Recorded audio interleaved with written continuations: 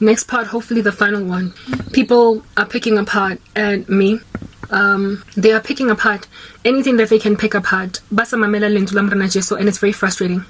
It's extremely rewarding to find out that somebody has been edified by the work I do. And the TikTok algorithm that doesn't push me ahead when I disable comments has made sure that I can get no reward for the work that I'm putting in. Last night I uploaded a 15-part series. It's actually a 19-part, but I was only able to upload 14 parts. And they've not gotten taken up because I have muted comments. Guys, and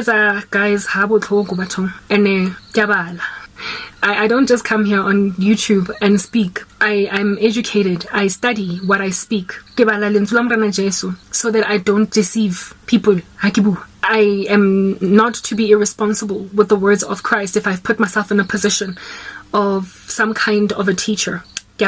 Put in the time so I can not deceive. I don't want to be the biology teacher that tells you that the heart is in the head. So it takes a lot of study for me to finally fashion an argument.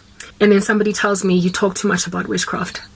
And then following that, they then say, you need a shrink. The first person to make that comment was a guy. And the guy's comment was, why do you talk so much about witchcraft? Innocent comment. I was going to respond to his comment with leisure. Like, I told you guys, before I respond, edify. Mara. Because I remember I gave a disease to trolls on the internet. It's called, I came up with it, encephalitis commenter latroll zombie. Yeah.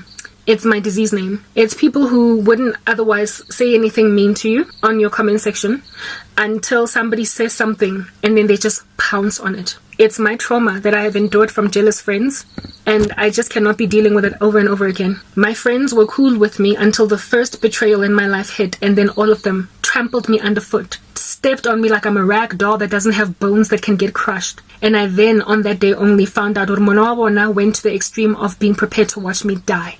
That is a trigger for me. So every time I see, especially women, that as soon as one person says something, not negative, but just not positive, neutral, they then step on me like a rag doll.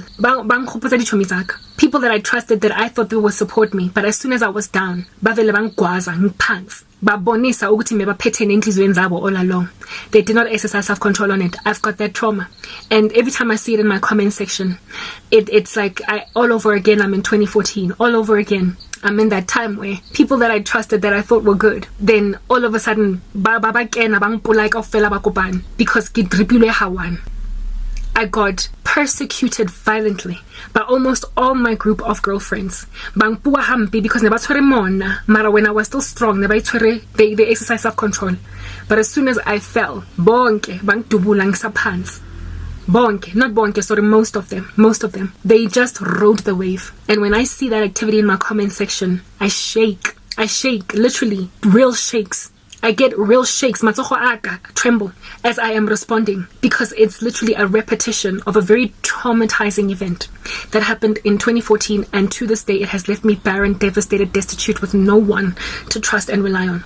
Friends and family left me for dead on the side of the street, not offering a hand of help even in the slightest, because they were jealous, but they could not outwork their envy when I was still strong. The guy first asked Njefela innocently, why do you talk so much about witchcraft? Another one that needs to go and watch a mukbang if ukhatetse, but that's what he said. I was gonna go and respond to him and be like, there's actually another lady that said, you speak so much about witchcraft, say something, speak more about positive stuff. They didn't troll that one. My response to that young lady was, it's because it has decimated my life. All my friends and family have been taken away by it. It's like being an HIV activist, because it killed both my parents. Why the girl, and moved on. But then I got this guy saying the same thing, and I was about to similarly respond to him on some, it is because it has taken my whole friends and family. And now they are careless with my life and with each other's lives. So it's worth the while to highlight, because it has been the trauma of my life. Before I could even get to that young man to respond to him, a troll, one of those people that highlights something, and as soon as a wicked comment, not a wicked, but a comment like that one, why do you speak so much about witchcraft? Something very heartbreaking. Guys, my heart has been broken. I've been trampled underfoot by friends and family. For a person to come and tell me, Karabo, you need to stop blaming everybody else and look at yourself. when I've been suffering for 8 years recording my journey, there is literally, baby sang this thing, footage showing all of my attempts out of this responsibly, grind, hustling to try ukuzilungisela impilo bese umuntu azake athi ngiziyenzile mina irresponsible, and I need to start looking within. I am literally the most responsible person I know. Grandshapa had a reputation for that. I've spoken about that in a video before. I was one of those goody two shoes batla go bora ko skolong every day ya lantse ona pula ke dutse ko North Taxi Rank ke batla o lofa ne ke ya skolong ke tshwere ke flu ho hobola ko classeng o tla etsa bana ba bang batla ho go balega the way o khotlolang ka teng mara ke ko skolong because I had a thing about education. Mosebetsing wa ka tsa mo botsang any of my bosses if I've ever been absent ko mosebetsing ka Monday ka babalas ke sa ke nne fela ke na le reputation ya go lofa ka di Mantaha because ne ke nwa ka Sunday. None of that. Ne ke driver from Hatfield, Pretoria all the way to Jan Smuts go Wits Kilobala after a full day's work higher because I had studies part-time. I've always been so responsible to a point where nkao bora ne ke di type tsa go no. I don't know how many times I've been offered the drugs and I was like, I don't want to mess up with my nasal passages, it's cool, I'll stick with the savannah. I've always been so responsible even as a kid, as a teenager. Ne ke sa take pride in banka skolo nthonyana tse jwalo nkao bora.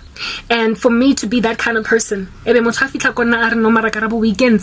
dealt with that for years. Gaslighting, where people are trying to pretend like I did this to myself.